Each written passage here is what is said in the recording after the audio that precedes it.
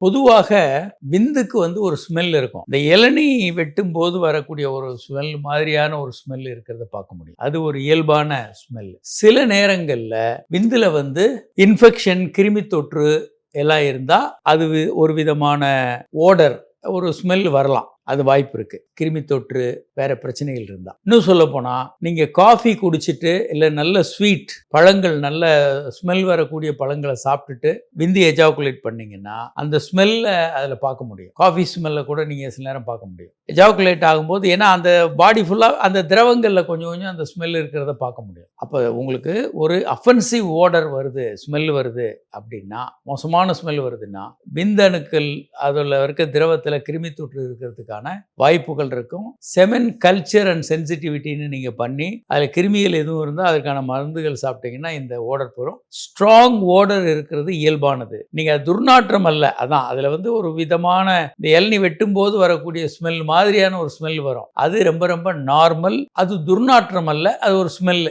ஒரு விதமான ஸ்மெல். அது துர்நாற்றம் இருந்தால் அதுக்கு கிருமி தொற்று இருக்கான்னு நம்ம பார்த்து சரி செய்யணும்.